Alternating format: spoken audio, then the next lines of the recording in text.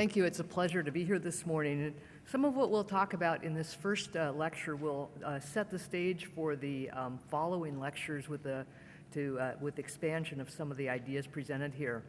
Just to start with a case, this is kind of the typical patient that you might see. This 33-year-old man was referred for a stress test, probably inappropriately, but in any case, when he had the stress test, the physician noticed a diastolic murmur, and we looked at his aortic valve on the echocardiogram and saw that he, in fact, had a bicuspid aortic valve, although his stress test was otherwise normal. And a patient like this has many questions about, how common is this disease? Why do I have it? What's going to happen to me long term? What can I expect in terms of outcomes? And how should this patient be managed? Well, the prevalence of bicuspid aortic valve disease in autopsy series, with several from over 100 years ago summarized here, seems to range between about 0.5 and 1.5%, so perhaps about 1% of autopsy studies. And of course, in autopsy studies, everyone died, but some of these are very large numbers of patients, giving you a fairly robust measure. In clinical studies of screening patients for bicuspid aortic valve disease, a study in neonates and a study in military recruits again showed this prevalence of around 1%. And all of these studies have consistently shown a male to female ratio of about 2 to 1, with really no geographic differences. This shows the clinical studies and in green, and the autopsy studies in red from around the world, and mostly from Europe and North America, but some from other places in the world as well. No obvious geographic distribution difference. So bicuspid valve obviously is anatomically different than a trileaflet valve, and we're used to thinking of this anatomy, but I think we've begun to appreciate that perhaps looking at the anatomy in more detail, as we'll hear in the next two lectures, is more important than we thought. Various descriptors have been used to describe these different orientations of the valve. The one that we use in Seattle is shown here, where we divided into patients without a raphe or with a raphe in the larger leaflet, but predominantly dividing into this type 1 or anterior-posterior with congenital fusion of the right and left cusps so that both coronaries come off the same cusp, versus a right-left opening where the coronary arteries come off the opposite cusps. This third type is actually very rare. We've seen only a few cases of that. The anterior-posterior is by far and away the most common. Well, does it matter what the morphology of the valve is? It may be that we're lumping together more than one disease. Maybe bicuspid aortic valve disease is a phenotype that is a result of several different genotypes or different mechanisms of disease, and perhaps the specific phenotype would tell us the outcome. For example, most cases of bicuspid aortic valve disease are sporadic, and patients do not have any known affected relatives, but in some families it does appear to be autosomal dominant, and in about 9% of first-degree relatives you can find a bicuspid valve, suggesting that this is, in fact, an autosomal dominant disease with incomplete penetrance, at least in some families. An example of a study from the group in Canada looking at 210 first-degree relatives of 30 consecutive patients found about a third of families had more than one patient with a bicuspid valve, and here are some of the pedigrees we found as well. In my own experience, we have screened many first-degree relatives of families, and our families in the U.S. tend to be small, and we again have found a small percent of families have more than one affected member. It's certainly more than chance, but it's not every family, and it's not every patient. Some specific genetic markers have been identified. For example, the Notch1 mutation has received a lot of attention. Now, the two families in this report are very atypical. Most of us do not see families where multiple members have different types of congenital and valve disease, as in these two families, but it does illustrate that at least some cases of bicuspid aortic valve are clearly genetic in nature. And the other factor this suggested was that calcification of the valve also may be genetic, as well as the predisposition to an abnormal number of valve leaflets. Further studies suggesting that calcification may be part of the phenotype of bicuspid valve come from this kind of multiscale computational model from a group at UC Berkeley. They're doing what they call these computational models of the valve at the organ, tissue, and cell scale, and what they argue is that although the bicuspid valve has greater flexure and stronger jet formation, which might predispose to mechanical stress, that in fact the aortic side of the cusp is shielded against strain by wrinkling of the fibrosa, so that calcification may not be just an effect of altered valve geometry, but may have other mechanisms as well. And I think this very nice review article from a group in Australia where they were looking at the association of bicuspid valve with thoracic aneurysm, but they go through in a systematic review and identify all the different genes that have been associated with bicuspid aortic valve and aortic aneurysm disease. They discuss the potential hemodynamic contribution of the types of fusion patterns and the altered shear stress, and suggest that we are really seeing a phenotypic heterogeneity in this disease due to both the differing genetic predispositions and the altered hemodynamics in these patients, which may predispose to progressive disease. So the anatomy is important, but the calcification, as I've been mentioning, seems to be a pretty important factor in long-term outcomes. We'll be talking more about imaging of the valve and measuring valve calcium in the next talks, but it's very important to recognize that the outcome of bicuspid aortic valve disease most often is valve dysfunction and predominantly aortic stenosis in most patients. In fact, bicuspid aortic valves account for most aortic valve replacements for aortic stenosis, particularly in those under age 70.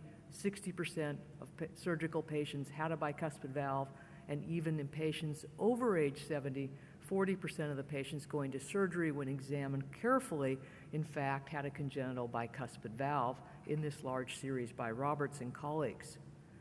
The two main natural history studies, this one from the Mayo Clinic, have shown a high rate of adverse outcomes in patients with bicuspid valves. This shows surgical events over time in this solid line, and you can see that at 10 years, about 15% of patients in this prospective study who are only 32 years old on average at entry into the study had had a surgical event. Most of those events, the dashed line, are aortic valve surgery, with a small number of patients having aortic surgery on the aorta or aortic coarctation, with predictors of outcome being older age and valve degeneration or calcification. Similarly, the natural history study from the group in Canada, with an even larger number of participants followed forward over time, again, at 10 years, you see a slightly higher, about 20% of patients have had a clinical outcome, and those outcomes were primarily aortic valve replacement with or without root replacement, with a smaller number of patients having aortic complications, cardiac death, or heart failure. Again, predictors of outcomes, with you have 1, 0, 1, or more than one risk factor, were older age, the presence of regurgitation, the presence of aortic stenosis, as you might affect. So valve dysfunction tends to drive the clinical outcomes. So in my young man, we're going to hear more about imaging, but he has aortic regurgitation, which we quantitated by vena contracta and other approaches. And again, the outcome in this patient is likely to be driven by his valve hemodynamics, by his aortic regurgitation, and the severity of regurgitation. Now, aortic dilation is an association with bicuspid aortic valve that is quite clear and now accepted, although it is a recent concept that it is in fact an association. This is not my same patient, but a typical patient with bicuspid aortic valve disease.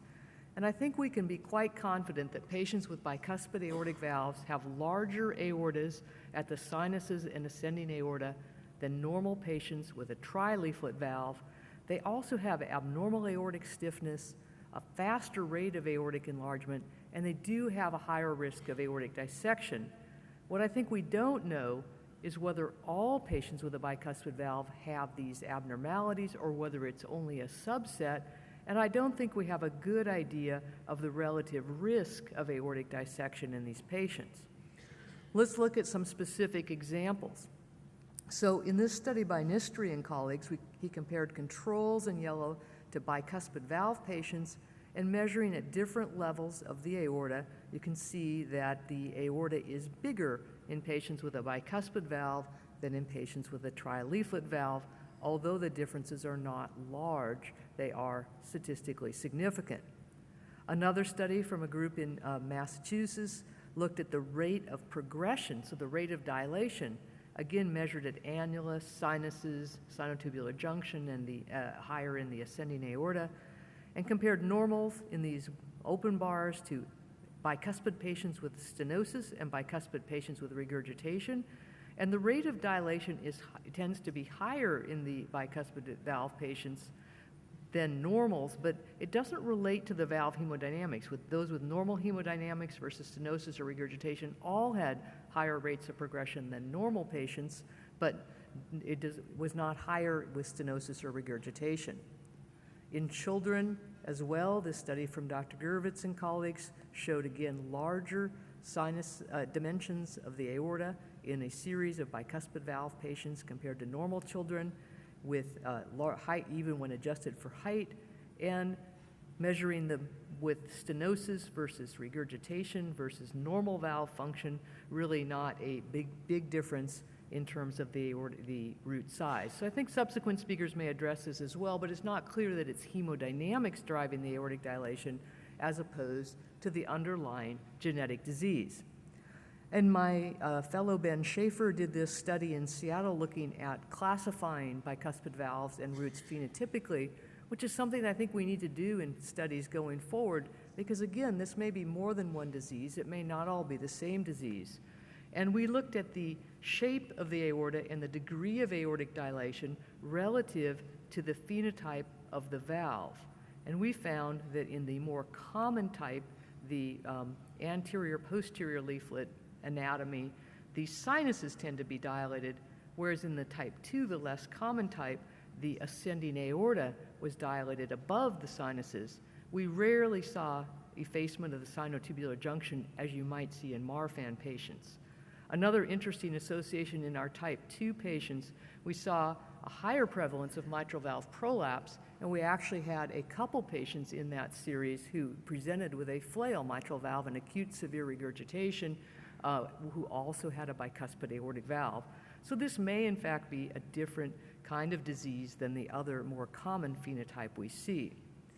Looking in more detail at that study, just bring your attention to this box of the table here, is that the more common anterior-posterior leaflet phenotype at the sinuses of Valsalva had the larger diameters, but also the aorta was stiffer and less distensible compared to the right-left phenotype. So the aorta is abnormal anatomically, and it's abnormal physiologically in patients with bicuspid valves. But let's put this into perspective. Yes, these patients have larger aortas, and yes, they may have a higher risk for dissection, but if we look at the International Registry for Aortic Dissection and look at patients who are over age 40 years, which is most of the patients, so 93% of dissections occurred in people over age 40, in these yellow bars, the most common causes are hypertension, atherosclerosis, and familial aneurysms. Even in the small number of patients less than age 40 who had a dissection, the most common reasons were Marfan syndrome, hypertension, and familial aortic aneurysm, but bicuspid aortic valve is a contributor, but certainly not the primary cause.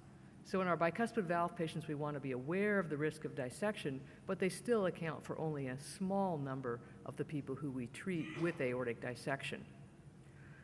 Looking at outcomes after valve replacement for bicuspid aortic valve disease addresses this issue of how big of an aorta is too big in a patient with a bicuspid valve. And this study looked post-aortic valve replacement based on the aortic size at the time of surgery, and you can see those with in the blue line here, with an aorta greater than 4.5 centimeters, this should be centimeters, had a higher rate of aortic complications post-operatively, suggesting that these are patients where maybe we should have done something at the time of surgery. Again, putting it in perspective, a follow-up study from the group at the Mayo Clinic looking at aortic complications in the years after diagnosis of a bicuspid valve. And I have to say, I always think it's interesting that we do years from study entry when in fact the person had their bicuspid aortic valve since they were born, so it might be interesting to look at charts by age rather than by the time they were diagnosed. But in any case, although the rate of aneurysm is pretty high as we follow up to 25 years here, so that about 25% have aneurysms, the rate of dissection is actually quite low, which is this line down here close to the baseline. So these patients do get big aortas, some of them dissect, but it is a small number. I also always look at the other side, so aortic aneurysm is pretty common. It's in 25% by 25 years. That means 75% do not have an aortic aneurysm. So I think we have a dilemma here that it's a risk factor, it's a concern, but we don't know which patients.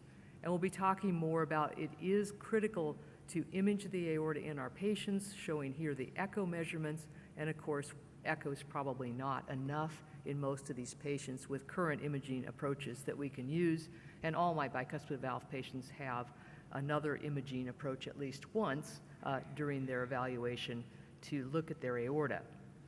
Looking at the left ventricle is important too, because clinical outcomes, again, are driven by the abnormalities of the aortic valve.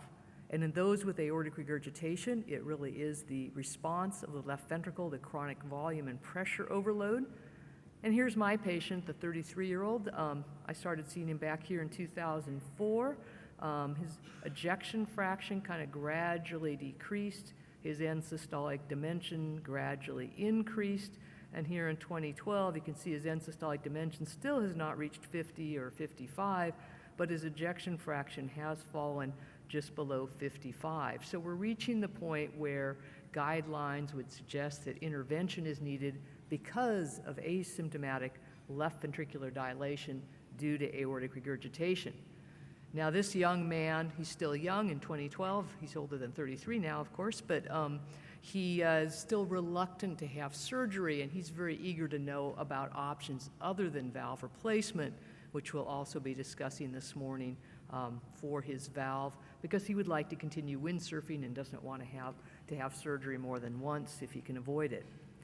So the clinical outcomes with a bicuspid valve, I think overall the life expectancy is similar to the general population, with a 10-year survival of 96% for everyone, and in those without valve dysfunction, an even higher survival at 20 years.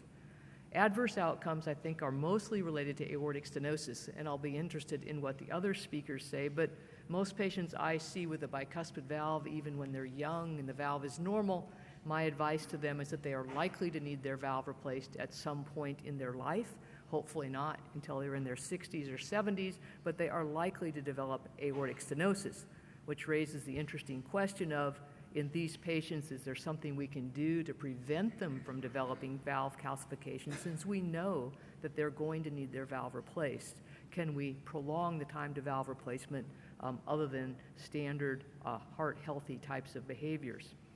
Aortic regurgitation is the primary adverse outcome in a percentage of patients, maybe 10% or 20% of our bicuspid patients develop significant regurgitation, and most often need their valve replaced in their 20s or 30s. I think it's unusual to see surgery for a bicuspid valve for regurgitation later in life. Aortic dissection is a concern. I think it's certainly less than 4% per year, maybe even less, but also endocarditis, just to mention that as an outcome as well. There are some conditions associated with bicuspid valve we need to think about. Patients with Turner syndrome, 30% have a bicuspid valve.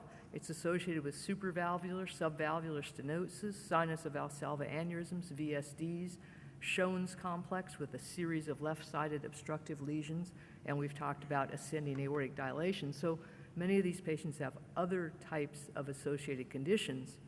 And coarctation is one to be particularly aware of when we're evaluating these patients. In patients with an aortic coarctation, is shown by this Venn diagram, 50% of them have a bicuspid valve. Of course, most patients with a bicuspid valve do not have a coarctation. It's a much smaller percentage of patients. But it is something that we should exclude when we see patients with bicuspid valve.